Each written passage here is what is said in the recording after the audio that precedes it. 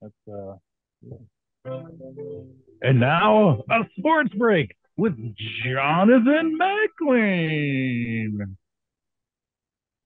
This is your Roller Out the Barrel news break for Saturday, January 21st, 1871. I'm Jonathan McLean. Dateline, Boston.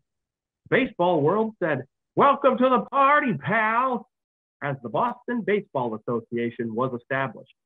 Organizers stated multiple times during the recent meeting to elect officers that no players except those known to be of unquestionably good character and standing should be employed.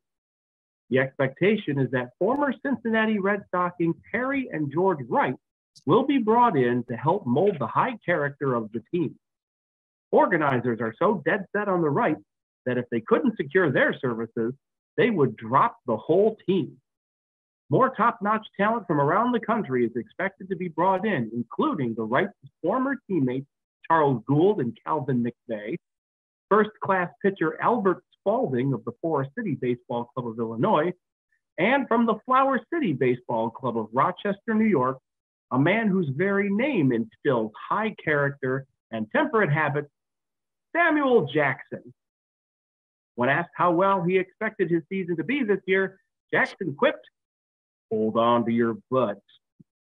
The association promised the most exciting contests and interesting displays of manly skill to a degree which no other sport or game presents, as well as an exciting outdoor sport free from the objectionable surroundings and evils connected with nearly every other of our great public sports.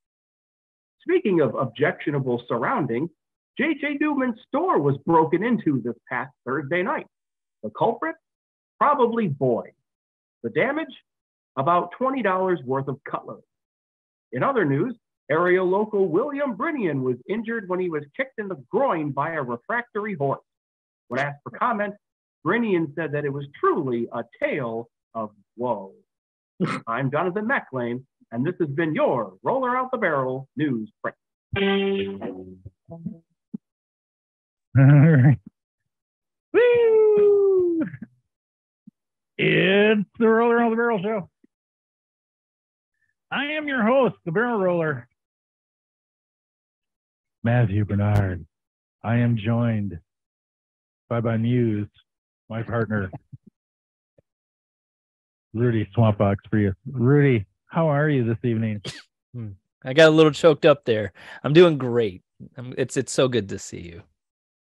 So, in an effort to bring a much higher quality audio presentation to the masses, we took a step back. So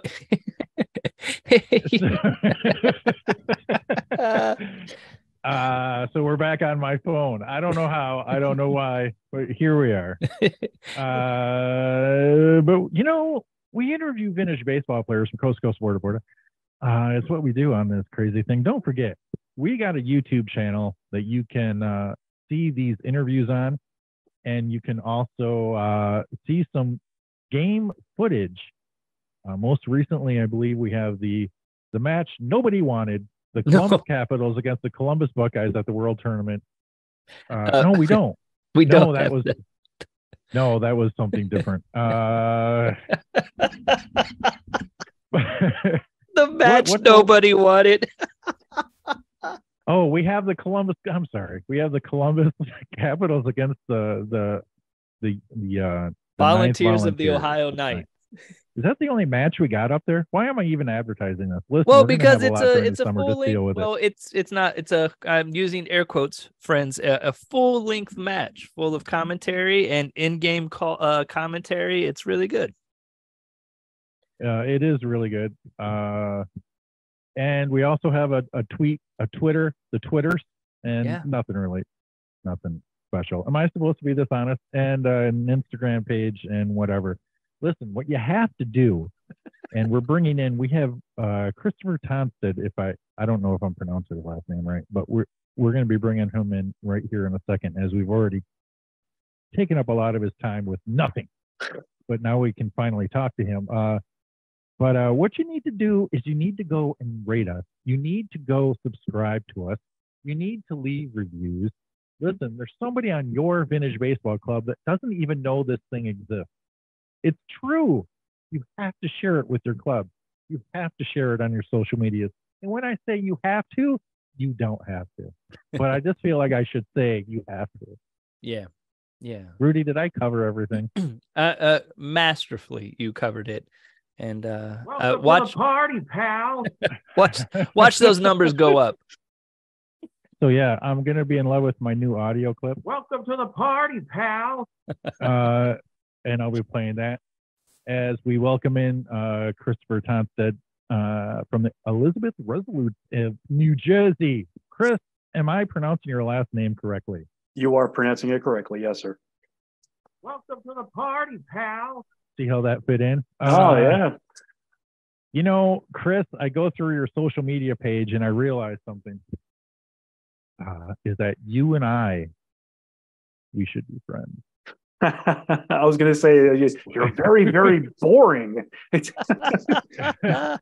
No, you think like me, you talk like me, you share the same stuff, or maybe I talk like you. It's a chicken and the egg kind of thing. It sure is. But I just want to say that back in the Christmas season, you shared a post that said that you marked yourself safe from Nakatomi Plaza.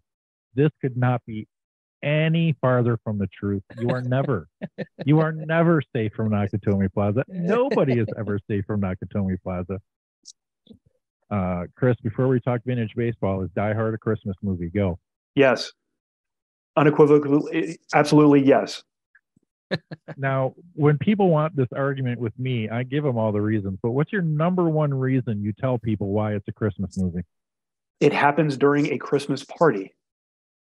Welcome to the party, pal.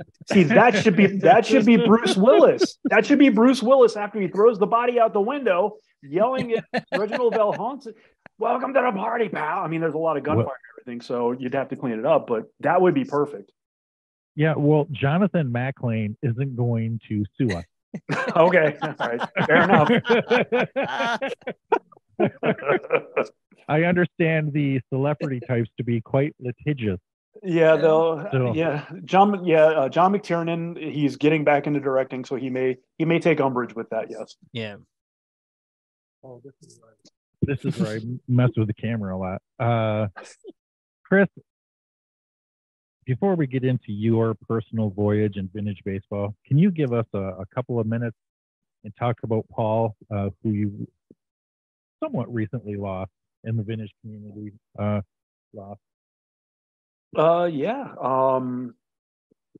Actually, Paul and I met through Facebook, because I actually went to an Elizabeth Resolutes game before I was even remotely thinking of playing. I took a lot of pictures. I thought it was one of the coolest things I've ever experienced, and I posted the pictures on Facebook and started to tag the teams. And out of nowhere, Paul DM'd me and he said, "Hey, glad you came out and saw the game. You know, thanks for posting. Do you ever think about playing?" And I kind of was taken aback and said, "Well, no, but you know, I'm not discounting that I can play. I mean, I'm no spring chicken, and I haven't been athletic in way too long." Yeah. So I made sure he knew this, and he says, "No, it's okay. We need young guys like you." And I'm like, "Wait a minute, how old is your team?" So we got off swimmingly, because we just went back and forth. And of course I tried out, and of course a tryout with Paul is you're pretty much on the team unless you're just absolutely awful. I was just above absolutely awful, so I slid in. But yeah, 2019, we basically practiced that whole year, or I'm sorry, 2020, we practiced that whole year. Met the team in late 2019. COVID shut everything down, really no game. So the team just practiced. And we had our first game with this current roster of the Resolutes in September, playing the Brooklyn Atlantics. Oh, those guys. Yeah, they were they had been friends with Paul for a long time. Of course, Paul and Ed Elmore, they go way back. Mm-hmm. So Paul was there. He didn't play. He was still going through treatment for his cancer. And while we didn't win both games, we kept it respectable. We were only down. There was never like a double-digit deficit that we had to come back, or a differential. I'm sorry. Mm-hmm. So we played well as a team, and Paul said, he was proud how we played. Of course, he had plenty of critiques. He would never just go, "Hey, good job, guys." It was just like, "Oh, what the hell are you doing at third base? Stay on the bag. What do you?" So it was good that he actually got to see us play after practicing that whole year. And unfortunately, just over a month later, we lost him. He lost his battle with cancer, and it was surprising because we really thought we thought he was beating it. So when we got the news, it hit us pretty hard. So, and it hit everybody hard that knew him. One of the first phone calls I got was from Paula Weaver, and she was just like, "Oh my God, I didn't know," because she nobody really called her to say this was happening. We just kind of kept it to ourselves. And that's when she said, you know what I'm going to do? I'm going to make up these armbands that say Quick Step, and you guys can wear them throughout the season, for Paul. And it was just one of those things that it cemented us as like an extended family. Mm-hmm. It was, I knew I was going to make friends playing vintage baseball, but a lot of it has really grown beyond friendship, which is really it's always encouraging when you get involved with something and you're that invested in it. So, but that's basically how I met Paul and how he got me to play. And I think I'm doing better now. They haven't kicked me off the team, so you're lucky Paul's not here to let you know for sure how you're doing. I tell you, if I usually play second base, and if I screw something up, I can hear him yelling down it. He's just like, you can hear Maron. It's I can hear his voice, and yeah, it's when we screw up, we hear him. Absolutely. What an amazing like it's such that experience alone is a roller coaster of just your introduction to the community. And then you find out about it. It gets shut down as everything else does. So you don't even really get to experience it fully in like that first year. Yeah. You have to wait a while to get going.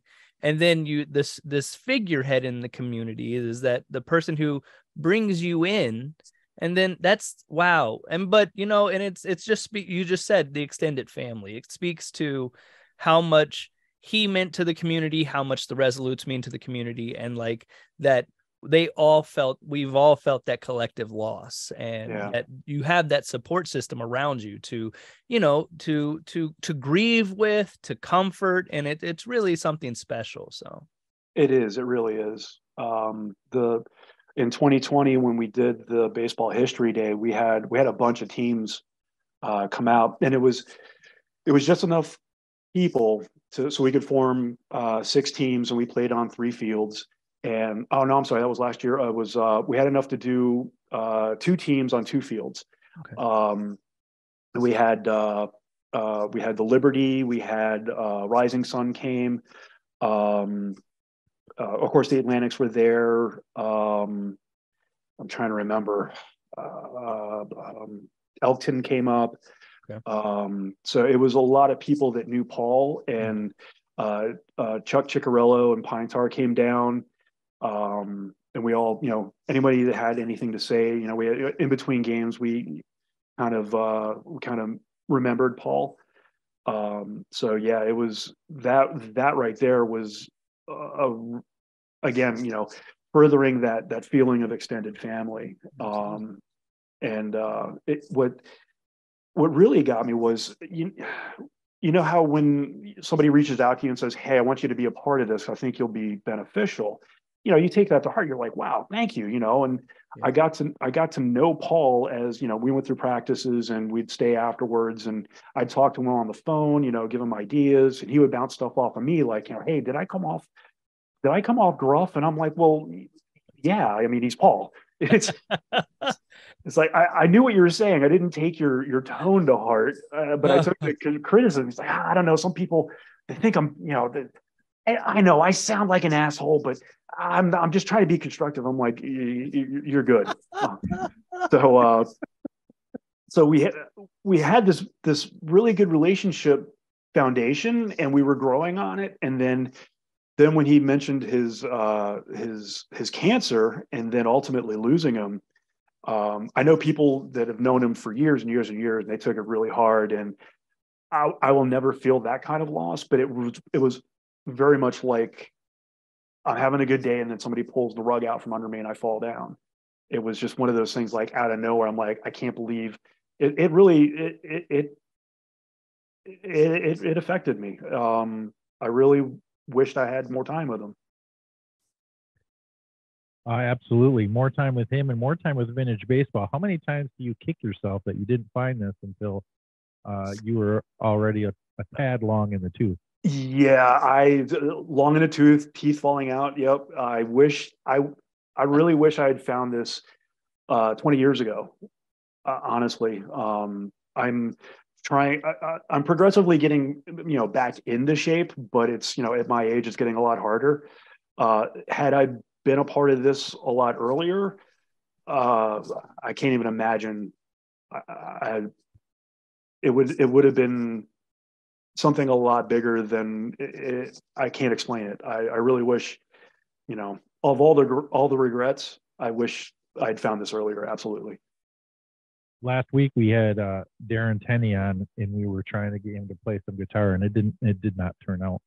And it harkens back to the Paul Salomone episode I had, where I asked Paul to play the piano. It did not turn out. I remember that. Yeah. But everybody, if you want to learn about Paul Salomone, is it Salomone or Salomone? I've heard it both ways. I've heard it both ways too, and I think it's just Salomone. I thought so too. And you can go back in the archives in the Roller with the Barrel archives and listen to that episode. It was a great episode. My fondest memory of that episode is after we stopped recording, Paul and I talked vintage baseball for another hour after that. So that was amazing. I had a great talk with him. It's the only time I've ever had any communication with him, and it was a great memory for I'll always have with the show. I mean, I would have had it anyway. So, I mean, that was just a great day for me. So, Chris, what is your vintage name? Oddly enough, we really don't have vintage names or nicknames on the team. We joke about it, but we never really did that. It's actually historically accurate. So yeah, I know, and that's one of the things, like, I mean, to be honest with you, when I prep for a game, I usually drink like a V8 equivalent, like a tomato juice with veggies in it. It tends to make me gassy. So, while I'm on the field, I'll be at bat, and the catcher will be like, "Really, dude?" I'll be, I'll go to, like I'll make it to first. I'll wait for the pitcher to commit, and I'll take off, and first base is looking around like, is this guy serious? So there were some the team kind of had like let's say related nicknames for me, but none of them really stuck, so to speak. Oh my gosh, that's a heck of a strategy. It works. So now I'm like doubling up. And Lawrence Major, he was catching, and I'll never forget it. He's just like just whatever you do, don't fart. And I'm like, Lawrence, it's not farting. I'm blowing you a kiss. It's all out of love. Well, we have the name of the episode. Butt humor, you can't go wrong. The crazy thing about getting older is, and you hear it your whole life, but when you start experiencing things, how things have to change. So within the last year, I've had to knock dairy out completely. I cannot have dairy because I become so gassy that the wife won't stay in the same room with me. So I had already given up on milk. I moved to almond milk a couple of years ago. That was just for health. That was not, I wasn't having issues at that point. So it's been not as hard of a transition. I had already started transitioning out, but now no more cottage cheese. I had to switch yogurt brands. There is no more dairy in my life. The next thing I have to do, which I haven't done yet, is switch cheese, which, oh my God, I don't know how I'm going to live on a no dairy cheese. Like, that's probably the worst culprit of my situation, actually, but that sounds awful. Stupid.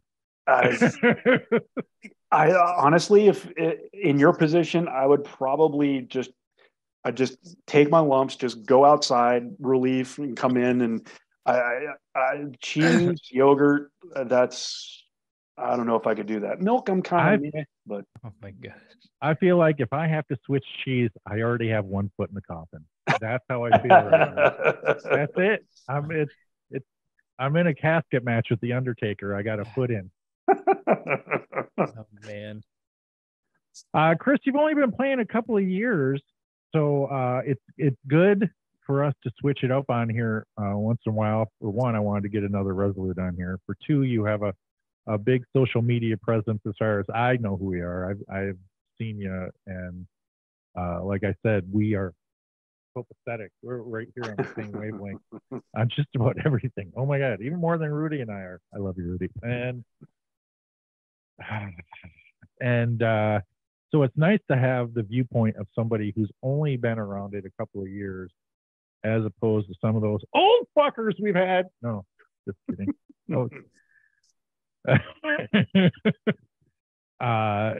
So yeah, I can definitely understand the whole wishing I would have found it 20 years earlier, because I went through the same thing. I only got to play.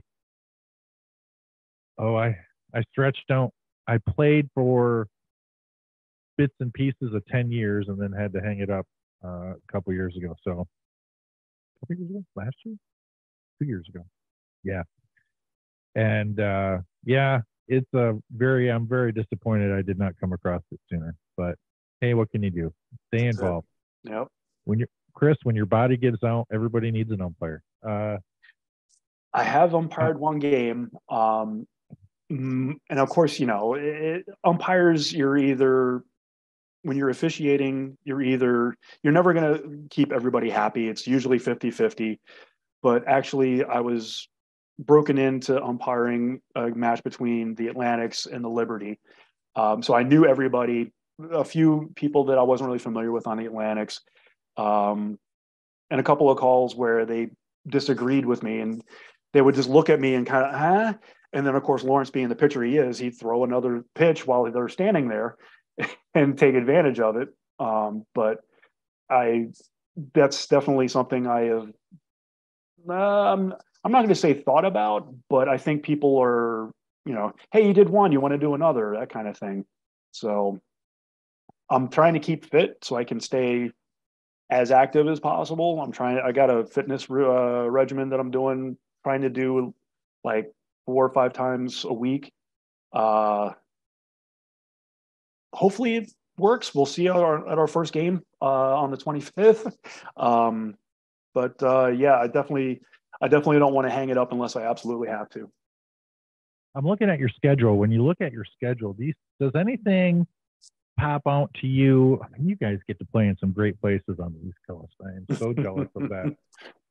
Is there anything that pops out to you on this schedule where you're like that? You pointed to that. That's the one. Well, there are a couple. The festivals that we normally go to, of course, like Rocky Point, where we see the Providence Grays. Hey, I'm going to see you there. I'm going to see you at Rocky Point. There you go. Cool. I know that we Shaggy from Brandywine got us involved in a round robin tournament with the Gettysburg Generals, who we've never played before. So I'm looking forward to that. Looking forward to playing the Athletics. They're coming to our History Day, and we're going to actually play them down in Camden County for their historical society. So that's another one. And it seems like the last 3 years, we always start our season by heading over to play the Atlantics, because they are, I mean, the Resolutes and Atlantics have been playing back and forth for as long as the Resolutes have been around. So, and we always have good spirited matches with them. We love the team. They're always good to us. We try to reciprocate when they come see us. Always have a good time with them. I was encouraged to get a hold of Frank with the Hoboken 9, so we're going to be playing them. It's good to see them kind of getting back into the swing of things. But yeah, I mean, honestly, it's hard to pinpoint. The new teams that we haven't played, I'm definitely looking forward to. Those are probably the ones I'm really looking forward to. But honestly, all these people, I want to play them because we either really know them and we really have fun playing them, or they're the new teams that like Philly and Gettysburg that we just haven't played before, but we know we could be evenly matched with them. You start your season on March 25th. That's a bit optimistic, don't you think? Yeah, you gotta. Sometimes you just gotta live by the seat of your pants. Walk us through what a late March game can be like. I'll tell you, we did this last year. It was late March. This all kind of started me and Dean Emma going back and forth when I first took over scheduling in 2021. I didn't realize that our home field, Broadway River Park, they'd only take reservations for fields starting April 1st. So I started planning, let's do late, mid to late March. And I sent it in. They're like, oh, we don't take that. You gotta April. I'm like, oh. So then I was like, so if we play anyway, are we gonna get? They're like, the county cops. I don't know. And so I was like, whatever. So I reached out to Dean. I'm like, hey, they were supposed to come to us. And I said, can we flip flop it? And he's like, yeah, sure. So that's kind of how this all started. Now, last year we did this. It was late March. We showed up. Sun was shining. Beautiful day. First game was 1864. Started playing. Wind picked up. Clouds came over. Got chilly. Okay, no problem. We I believe we won. No, they won the 1864 game. Then we moved on to 1870, which is our rules. Sun kind of peaked out, warmed up a little bit. We're in the middle of playing. I think it was like the third or fourth inning. We're out in the field. Clouds come in, starts raining. And so we're kind of keeping an eye on it. Like, okay, if we can't handle the ball, then we're going to have to call this, or at least take a break. But we were as soon as we came into bat, clouds broke, sun came out, warmed up. It basically did everything except for snow. Wow. So it was typical. It was like on The Simpsons, lousy March weather. It was. Let me. I just want to clarify. You were introduced to vintage baseball in 2019. Yes. No vintage baseball except practice in 2020. Yes. By 2021, you are doing all of the scheduling for your club? Yes. What happened was when we got the news about Paul, our current captain and the person who captained our game when we played at the end of 2019 is Craig Combs. And after we initial grieving and shock of losing Paul, it was a Saturday, and my phone rang and I saw it was Craig. So I picked it up and I'm thinking, this is it. Either they're shutting the team down or I'm off the team, because I'm definitely on the lower rung as far as talent. So I'm like, hello. He's like, hey, Chris, it's Craig. How you doing? Niceties and everything. He's like, look, just so you know, we're going to continue with the team. And I'm like, oh God, here it comes. And he said, we think you'd be perfect to do the scheduling. And it was like Wile E. Coyote with the jaw hitting the ground. I'm like, okay. He said, I talked to our equipment person is Matt, who's our outfielder. The treasurer is going to be our shortstop, Frank. He says, we know that you're really, you want to be a part of the team and you're putting in a lot of effort outside of just practice and playing. He says, that's why we think you'd be good for scheduling. And I said, if you think I can do it, then yeah, absolutely, I'll do it. And let me tell you, it was like, I'm going to need emails, I'm going to need phone numbers. And he gave me all he had. And then from there, I just kind of, grew on that, using Facebook to reach out to teams. And of course, my inexperience, I'm, doing stuff that's, now I look back, I'm like, okay, that was probably stupid. But, so yeah, I just basically threw me in. And fortunately, I'm not going to say I swam, but I was pretty buoyant. You didn't drown. There you go. Yes, exactly. You mentioned that you guys played by 1870 rules. How often during your schedule do you get to play by those rules actually? We try, if you come and play us, we definitely want to get at least one game of 1870. Usually when we schedule, we do like a home and home where, we travel. Usually the New Jersey teams, it's only one game. And we travel to like the Howell Living History Farm where the Flemington plays 1864. It's usually one game. But when we do doubles, like Providence will come see us in June, I believe. And what we'll do is we'll play 1870 and then we'll play 18, I believe they're 84.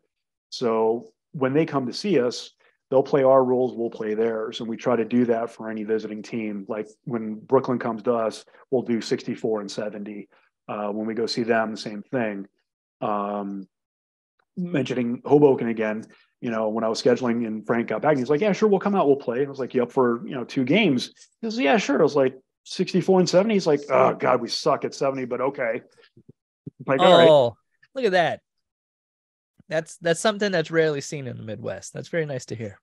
No, it's I put it out there, and if they're like, we're only up for one game, that's fine as long as we get to play. It's not like a hard fast thing of like 2 games or not at all. So yeah, and same thing with it's funny because Brian Travers, when I get in touch with him and we schedule, he's like, can we play our rules? Because apparently a lot of when they travel around, they don't get a lot of chance to play the 84 rules. And when he came to us last year, we had to borrow their equipment. All of our equipment that we inherited from Paul, it needs some TLC. So we took care of what we knew we were going to use, but like the catcher stuff, it needs attention. Yeah. So we, I got in touch with Brian. I said, mind if we borrow your stuff when, he's like, no, it's okay. We'll show you. And they were great. They're always, they're Brian and the whole group with Providence. They're just awesome guys to play. And they're awesome friends to have. When we went to Rocky Point in 21, he actually, when we played them, I don't think it was Providence. I think it was the Mutuals. He actually, since Paul was a veteran, he had a properly tri-folded flag, and he put it on first base where Paul usually played. And he says, just a quick moment for Paul, and it was, just to show, again, just to show like he affected people. Mm-hmm. Like he pissed people off, but he also showed a lot of love. So. Hey, it's time for a new segment that we've never done on the show before. Rudy, I think we talked about this, but Chris studied theater at George Mason University. I am a thespian. This is a little segment I like to refer to as 2 dudes talking theater. Go, Rudy. That's hilarious. Oh, it's so nice to meet a fellow thespian in the community. What was that? What? No. Thespian. Yeah, you heard me. I said See, theater. When you go to college and major in performance, you learn how to enunciate and hit those plosives. So talk about that experience. What made you choose to a major that was going to be so plentiful, once you graduated? And yeah. Honestly, I wanted to get into film, and back in the, I graduated high school in 90. If you wanted to go to film school, you had to go to New York or California. And the only other thing I could do was really theater, which was the closest thing. Not really. I mean, it was beneficial because it taught you the blocking, it taught you visual perception, things that would transfer over. But a lot of the stuff, like a director in theater, he'll block everything out, and then when the performance happens, he's out. He's not. It's all stage manager's job from there. So that's really why I did that. And then, of course, the illustrious film career never materialized. But I'm really jealous of the technology that's out there now. I mean, for minimal outlet. I mean, even on my phone, you could just go out and make a movie, put it on YouTube, and get noticed. So right, it's ridiculous. I graduated high school in 2000, and then yeah, well, I was right on the cusp. Like, I was like, when I graduated college, they're like, you need a black and white headshot, and I was like, we're still doing that, okay. And then I worked in up in a regional theater in Cleveland, Great Lakes Theater Festival, for a couple of years. And then I was like, I'm going to New York, because like you said, New York or LA, New York or LA. I moved to New York during the writer's strike. And so there was I mean, I got in one of those like off Broadways, like, that's what I was like, how many offs are you putting in this type situation? In the Upper West Side. It was a lot of fun, but eventually you're just like, all the jobs are being taken by the actors that aren't doing the shows are shut down, no one's doing, so like, but yeah, I mean, yeah, totally. Did you have a particular interest or preference in, say, a genre at all for that spoke to you?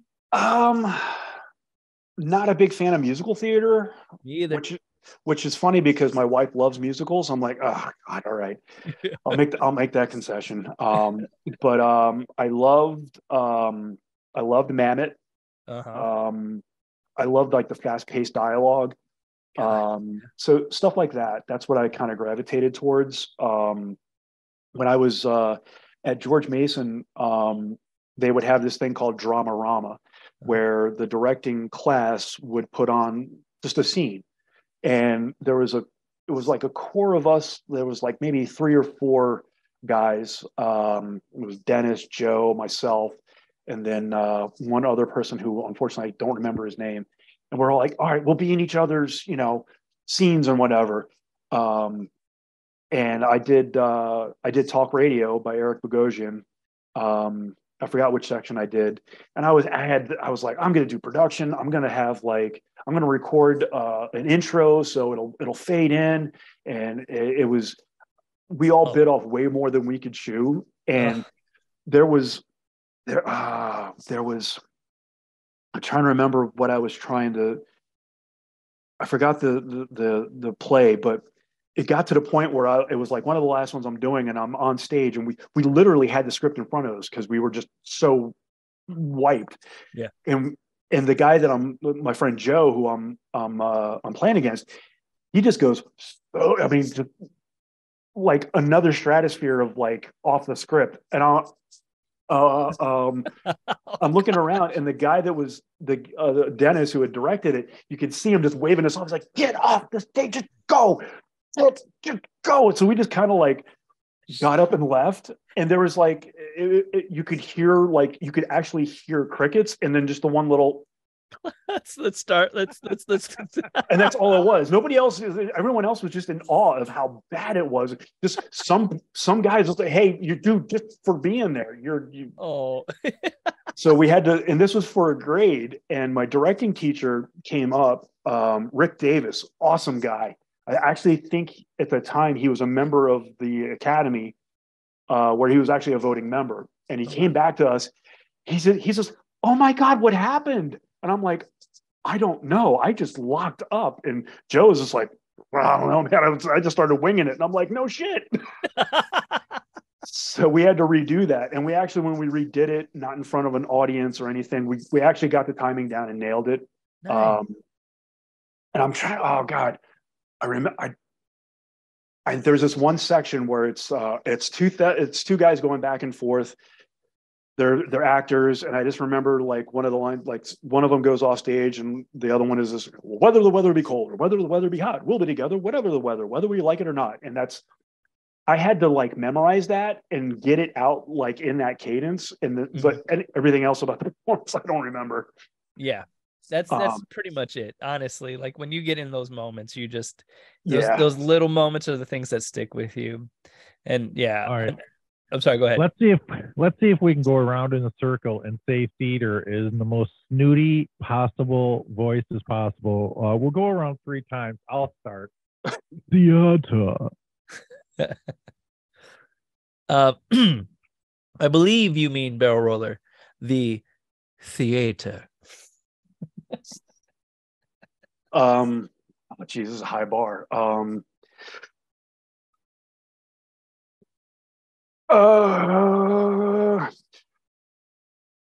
Theater. Ooh. Theater. From the diaphragm. There you go. Hope I didn't ruin your levels. Theater.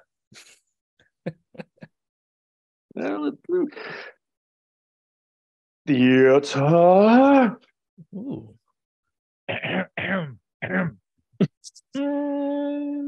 Theater. Teatro. How am I going to follow that?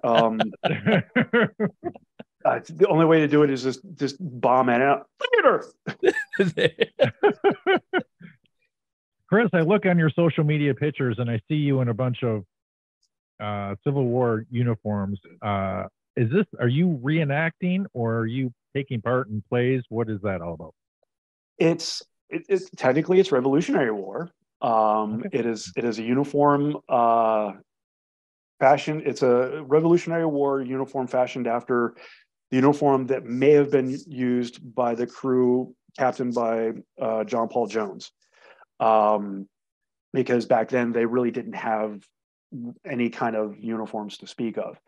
The reason why I have that, going back probably like right after I graduated high school, Fort Frederick State Park has they have like a group that supports the park, and they put on what they call a Sutlers event, where you basically go in there and you're period correct from the French and Indian War. It's vendors, so when you're there, you're camping, you're cooking over an open pit. There's no like radios or anything. You literally are immersed back into the French and Indian War. And I did that with my father for several years. And then when I moved up to New Jersey, got down there maybe a couple of times, but I missed it. And then when I lost my father, coincidentally because of cancer, one of the things I wanted to do was like, I'm going to get, he always made fun of me because I bought a shirt. He's like, you're never going to wear that anywhere. So I'm like, you know what, for my dad, I'm going to get an actual uniform. And I wanted to do like a naval uniform. So just out of nowhere, I sent them my measurements, and it was Smiling Fox Forge was the sutler that did it for me. They had me measure it. It's legitimately a fitted suit. It's really, really well made. So now I have this thing. And of course, at the time I was working with my father-in-law and my family at our Harley dealer. And, of course, Halloween comes by, that's my uniform or my costume. And then we got more and more involved with our local historical society, the Merchants and Drovers Tavern Museum, and they would do kind of like haunted tours of the neighboring Rahway Cemetery, which has a very old history. Actually, the oldest grave in there is like 1740s. So what they'll do is, we'll pick a grave site that has a story, and they'll guide them through, at night. And what I'll do is I'll have my lantern, and I'll just kind of in the background just be walking around. Of course, the footwear it's all, legit. It's not, there's no sketchers or anything. It's hard leather with wood heels. So as I'm walking, you hear me tromping along, and I'll just, they'll see this ghostly figure walking along with a lantern. And then I got to the point where I'm also, I'd get behind them and I'd throw like a branch up in the trees, and you'd hear, what's that? So I started using that for them, and basically just volunteering with them. That's where that came from. So the theater never leaves you is basically what you're saying. Yeah. I mean, there's always a little bit of thespian, I'm not like flamboyant about it, but I do like to, if I'm going to perform, I'm going to perform to the best of my ability. There you go. Theater. I am a horrible actor, by the way. That's why I wanted to be a director. No stage presence. I'm more behind the scenes. No. Well, we had to do a full, like, I'm a performance major and graduate from Ohio University, and we had to do everything. I was assistant master electrician for Dancing at Lunasa. You had to do a directing, a semester of directing. So like I can butcher some direction of Chekhov like nobody's business. Yeah, and that's when I realized, I probably shouldn't be the person telling people what to do until I figure out what the hell I'm doing. So like that. Yeah, no, same thing with me. Like I'm acting, hark, what for? It's so wooden. I was awful. I knew I was awful, and my teacher's just like, look, you're passing, but don't pursue this as a career. I'm like, yeah, I agree with you. I love it. Hey, Rudy, have we been joined by our second guest yet? Yes, we have. Okay. You want to tell him, give us 5 more minutes, and then we'll transition from one guy to the next. You got it. But before we let Christopher go, we do have to give him the old pepper.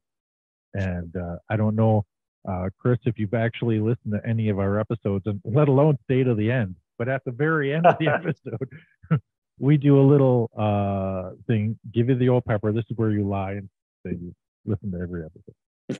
Every episode, religiously.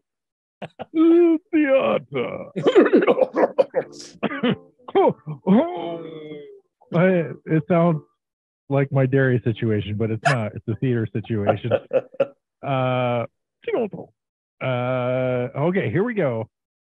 Which is more likely to exist, a Yeti or a Loch Ness monster? Ooh, Yeti. What type of dancing do you wish that you knew how to do? The Charleston. Rate the 5 Die Hard movies in order from best to worst. Die Hard. Die Hard 3. The rest don't matter. This is true. This is true. I told you we're on the same wavelength. What is your favorite Bee Gees song?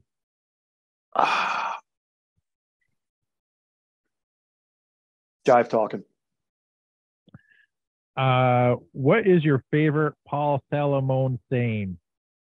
Maron. How many seahorses would it take to kill a giraffe?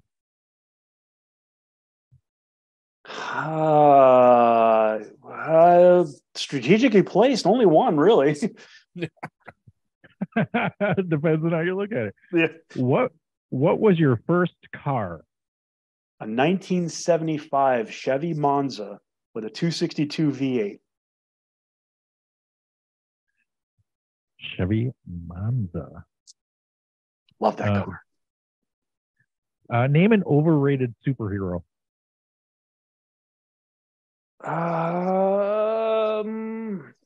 Aquaman. What would you say the current shape is of Atlantic City's boardwalk? Crooked. I haven't been there since I was like 13. I was just curious. Even when they straighten it, it's crooked because it's just Atlantic City. It seemed pretty bad back then. What was your first concert? Van Halen, 1984. Oh, that was wow. That was a crazy concert, was it not? That was a packed house. That was, yeah. I was still down in Northern Virginia. I'm trying to remember if it was at the Capitol Center. Had to have been, but yeah, just awesome show. Name where you get the best pizza in New Jersey. Oh, you're gonna do this to me? Oh, Jesus. I am.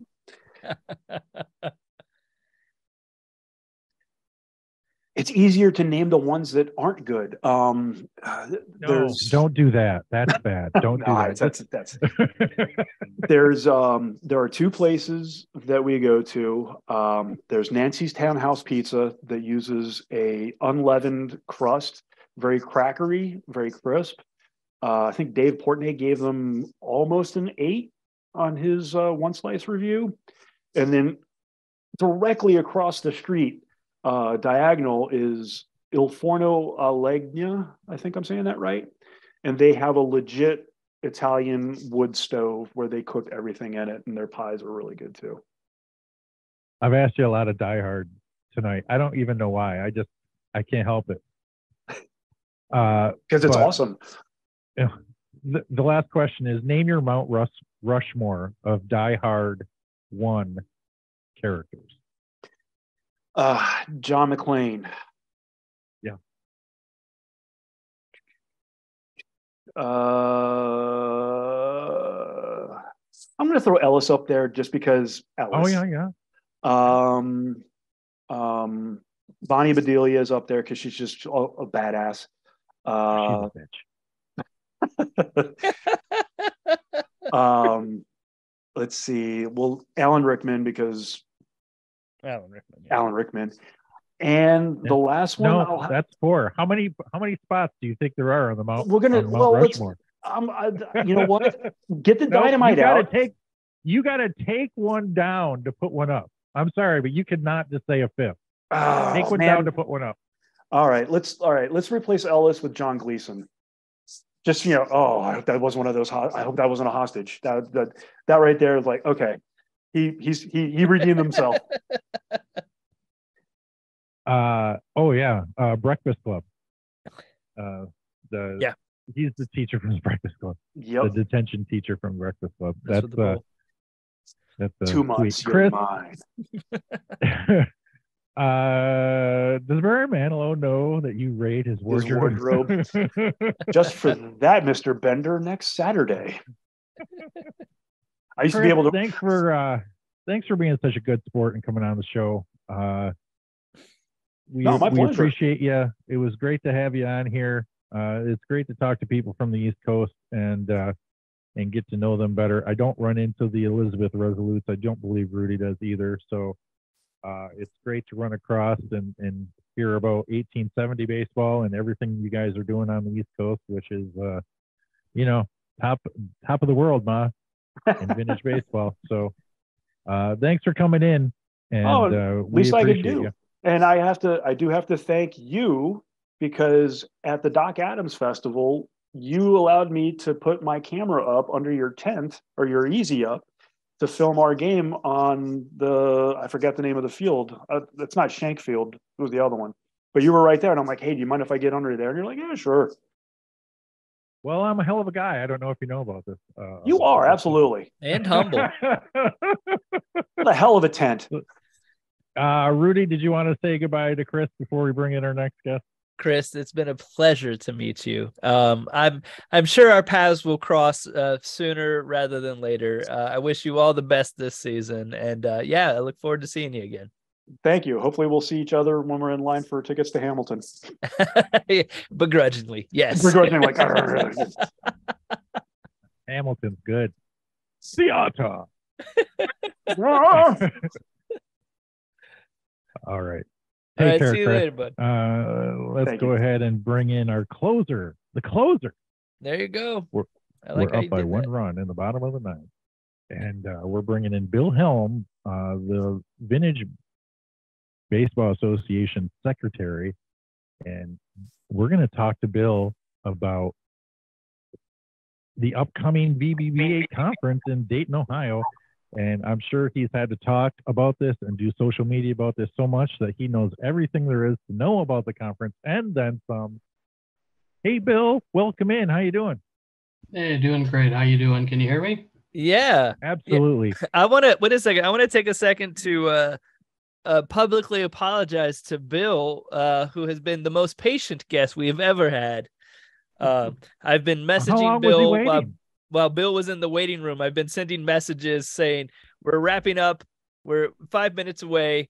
My apologies. So, Bill, thank you so much for your patience. It's really not a problem. I told you I'd be in at 5 and I got in early, quite a bit early. So I've just gotten some reading done and figuring you'd get to me. And so here we are. Love it. We're 17 minutes behind, but it was worse than that. We've actually done quite well. Bill, it's a pleasure to meet you. And we brought you in tonight to give you a platform and a chance to talk to everybody in the vintage baseball community from coast to coast world about the upcoming VBBA conference in Dayton, Ohio. I know that you've been reciting this to so many people. Give us the goods, Bill. What you got? Well, this is actually my first conference to attend to, which is going to be really, really cool for me. I've been with the VBBA for about 4 years now. I'm the secretary. I do the minutes in the meetings, and probably more interestingly than that is I put together our newsletter each quarter. So that's a lot of fun, finding interesting vintage baseball stories and getting them out there to our member base. That way folks like you can read about what's going on in vintage baseball. So not only am I always interested in finding interesting stories, I figure every time I talk to someone who is a vintage baseball enthusiast such as you all, I'm looking for you all to send me your stories that I could get into our newsletter as well. To the conference, again, my first conference, we check in at 4 o'clock on Friday, and then we do a meet and greet at a restaurant called the Rusty Bucket. We'll spend some time hanging out with each other and, folks getting to know each other and others just catching up that they have not seen each other in a while.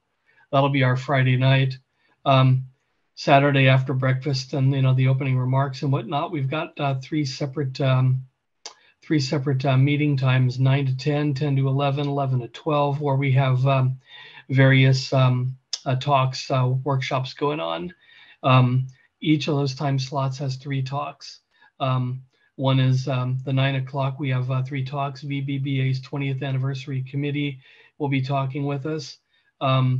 Also, a gentleman named Richard Heineck will be doing a piece on History Isn't Always Pretty, Pennsylvania's involvement in the segregation of baseball in 1867.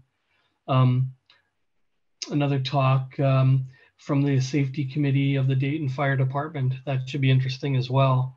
10 o'clock, again, 3 more talks. We have a history of baseball uniforms.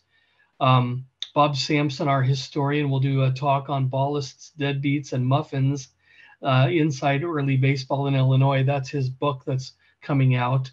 And we'll also learn a little bit about the history of Dayton baseball going back to the 1860s. At 11 o'clock, 3 more talks. One about 1800s, clothing, dress, how people would dress back then. Eric Laudenbach, he'll be doing a piece on the art of umpiring, and I'll be doing a piece on how to connect with the media and your communities. That's awesome. That's our. We're actually going to have Bob Sampson on within the next month and talk about that book that he has. And let me ask you this, Bill, if you know, is Tracy Martin the one responsible for bringing uniforms to the conference for people to look at? In all honesty, I'm not sure. Again, as my first conference, I'm not sure. Our VBBA president, Gary Shipacassi, is probably even more knowledgeable, I would say. I was just checking out the Facebook as my mic moves, so I apologize.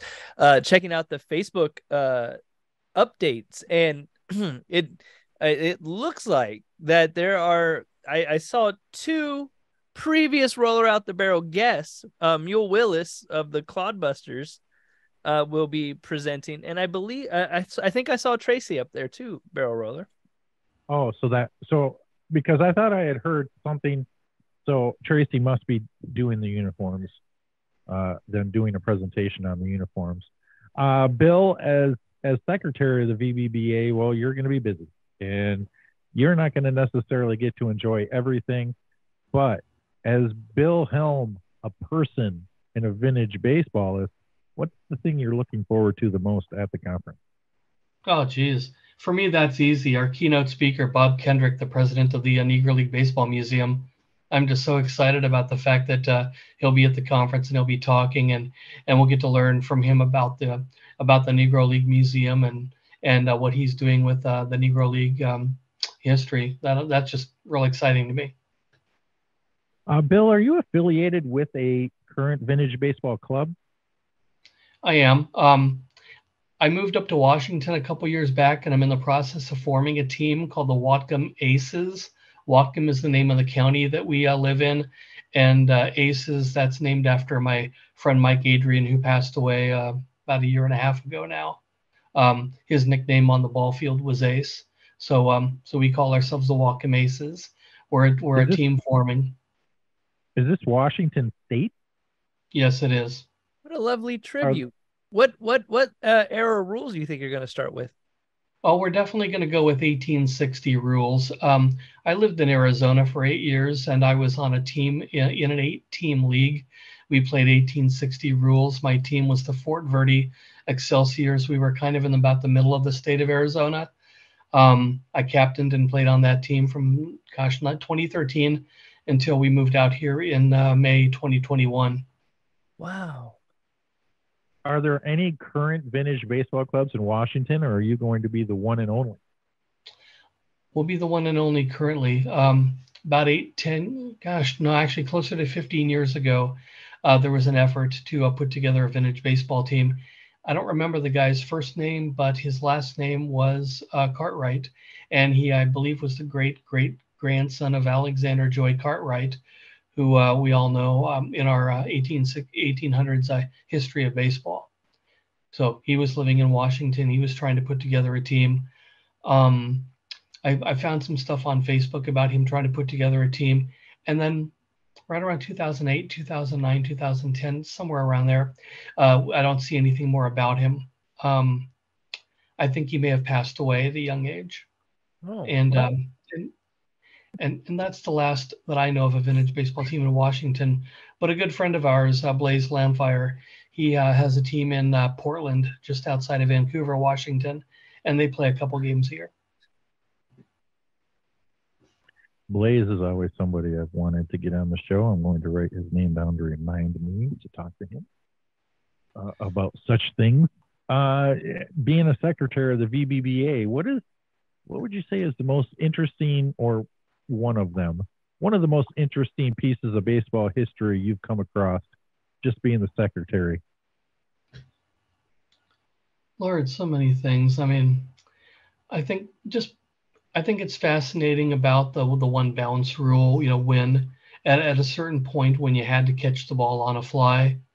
I find it fascinating how before 1845 you could throw the ball at a runner to retire him. I think it's interesting that not until 1884, this is probably the most interesting thing to me, not until 1884 could a pitcher deliver the ball with his hand above his shoulder. So if you think about the timeline of baseball history, that means that not until the 9th year of the existence of the National League could a pitcher throw overhand. The National League started in 1876. That rule didn't commence till 1884. So the first 8 years of the National League, pitcher couldn't throw overhand. His hand could not go above his shoulder to pitch. Wild. And it's, I mean, I imagine that having had many conversations with a few of the Rules and Customs Committee members, that they really drill those into you, those factoids and those numbers. It's really a wealth of knowledge. When did you decide that you wanted to be a part of the VBBA? Like in more of a administrative form? Well, I've been playing vintage baseball since 2013. I met Mike Adrian in 2016. He and his wife had moved out to Arizona, where we were all living at the time. He'd moved out there in 2016 and had been in the Midwest in the Chicago area. And he was good friends with Gary Shipacassi, the VBBA president. And through Mike, I had gotten to know Gary. And it must have been 2017, 2018 that Gary had asked me at one point to consider being the secretary of the VBBA, knowing my experience as a newspaper journalist and seeing the need for a strong newsletter. He asked me if I would consider taking on that role and being able to write and or solicit content for our newsletter. And I guess it was 2019. Yeah, 2019, I believe it is, when I officially came on board. That's great. I know, Bill, you've sent me a message or two over time asking for information, and gosh, I wish I had information. I always have scattered information. I never feel like giving out information until it's actual information. And I realize that my vintage baseball life is like a puzzle, and there's just missing pieces everywhere. And I'm constantly looking for the place I can go for that piece. And that part of the puzzle will be done. I don't know. I think I work my best with a broken puzzle. But hey, I found this. I want to get this out there. The conference is at the Doubletree Suites by Hilton in Dayton. There's a special rate deadline of March 15th. All suite rooms, $119 a night. 2 double bed, 2 room suite sofa bed, or king size bed, 2 room suite sofa bed with complimentary breakfast reservations. But you can only get that special price for a couple more days. You can call sales manager Sarah Brooks at 937-436-2400, extension 1192. So yeah, just a couple more days to get the special price on that conference. And it sounds, I haven't been to one of these yet. Really? And, you have not been to a vintage baseball conference, a Vintage Baseball Association conference? I have not. Oh. I don't want this to sound as snooty as the theater thing that we did earlier, but I'm busy. Oh, whatever. Stop it. You stop it right now. I have had it's really a lovely time. I mean, here I am talking like I the last one that I actually physically attended, I want to say, oh man, I want to say maybe when it was in Columbus, and that was like 2004 or 2006. I'm not 100% certain on those dates, but yeah, no, they're really great. You have a lot of amazing presentations. I was lucky enough to present twice at the Vintage Baseball Conference, and it was during the COVID years when I made plans to come up there to Dearborn, Michigan, and Greenfield Village and share some stuff. But it was all for safety, done virtually, and it was a great time. Some really amazing content is presented at the Vintage Baseball Conference. You presented twice? Yeah. North. Now, Rudy, you used to be living in Columbus, right? What was that? You used to live in Columbus, right, Rudy? I still reside here, still holding it down in Columbus. Well, you know, it's funny. My son lived in Columbus, Ohio for 10 years and just moved out here last September. What? Oh. Yeah, congratulations. He was getting his bachelor's at Ohio State, then his master's. He'll get his master's. He'll finish up in May, and turns out that he's studying sports industry for his degree, for his master's, He's currently an intern with the Seahawks and the Seattle Sounders soccer teams. Oh, wow. Wow. I'm gonna be complete. I love Columbus. It's my hometown. I will never talk bad about Columbus, but I mean, there are pretty cooler places than Columbus, and it sounds like he may have found one. Yeah, my devil's butthole.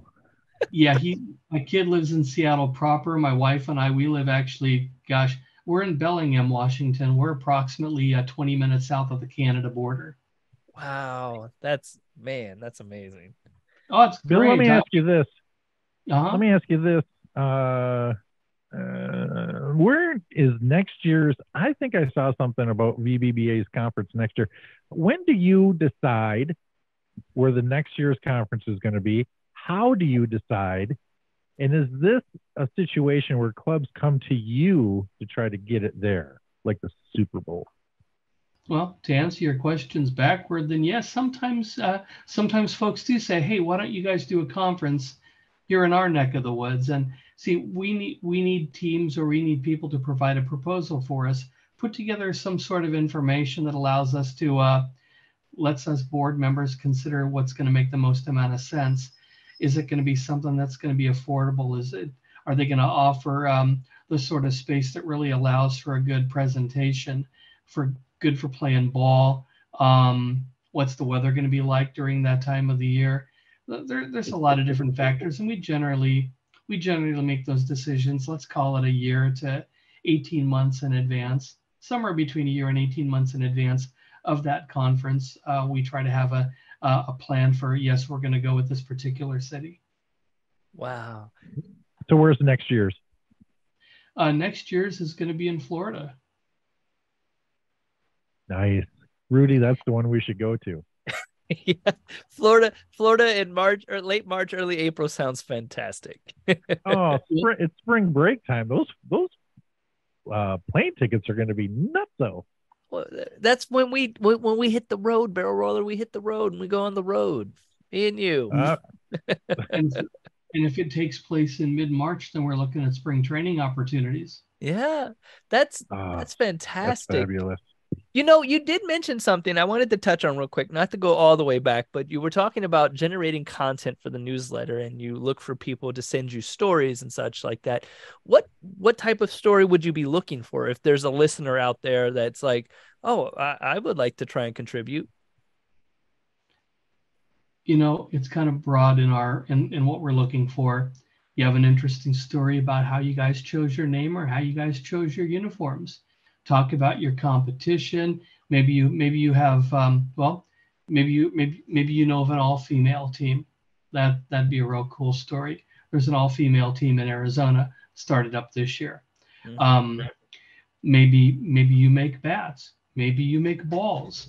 And for 1 second here, this bat, a souvenir bat. Can you see that? Well, nope. Can't. Hang on. Lean forward and then hold it in front of you. Okay. Okay. This souvenir bat, the folks over at Smacker Bats help one of our Arizona teams do these souvenir bats. The Higley Haymakers vintage baseball team is endorsing these bats now. Oh, wow. Smacker Bats. Well, yeah, that's really cool. Smacker Bats and the Higley Haymakers came up with an idea for using these as a marketing tool for getting people out to the games, whether they be fans, whether they be players, whether they just be umpires, whether they be anybody interested in the movement. Wow, that's amazing. Yeah. I'm interested in history pieces. I'm interested in father-son pieces.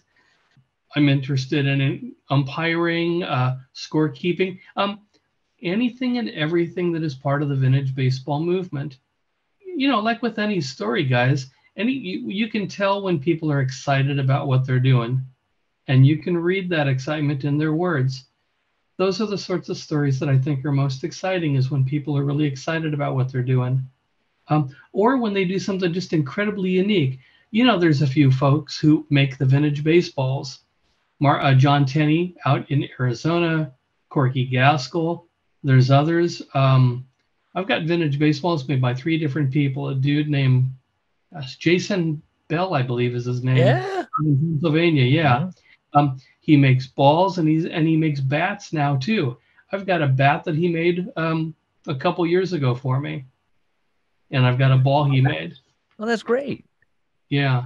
So those are all interesting stories. I mean, I think the vintage baseball movement is quite fascinating. So everybody out there that's listening, all across this country, if you have anything story-wise to do that you have in your back pocket for vintage baseball, send it to Bill Helm. How can they contact you, Bill? Well, the easiest email is bill@lindentribune.com. I'm the editor of the Linden Tribune newspaper, Linden, Washington. So that's bill@linden, LYNDEN, tribune.com. So every single go ahead. No, you go ahead. Every single person that has a story, I want everyone to wait until April Fool's Day. On April 1st, I want every single person that listens to this episode to send Bill a vintage baseball story so he gets it all at once. Jeez, that seems like a horrible idea. I'd rather have too much. They'll keep you busy, maybe. I don't know. Always better to have too much than too little. There you That's go. true. Hey, Bill, thanks for coming in and talking VBBA conference with us. We really wanted to get that information out just in case. I know it's unlikely that there's a vintage baseballist that is like, what do you mean? No, social media has been flooded with information.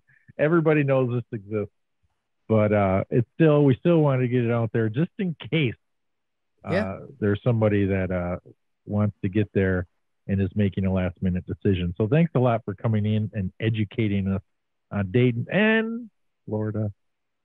Not a problem, guys. Thanks so much. Yeah. No, yeah. Let me just also real quick before we take off, want to talk about I really appreciate all the work you're doing. It is not easy to try and organize this community of people, and your efforts are noted and appreciated. So continue the great work. Hopefully we'll see you guys. Hopefully I'll see you in Dayton. Still trying to solidify some plans, but I'll just get us out of here real quick, Barrel Roller, if that's okay. Stay on after we let Bill go, but yeah, go ahead. Absolutely. For the Barrel Roller, I'm the Swamp Fox, and we want to tell you to keep it station to station, and we'll see you out in the field.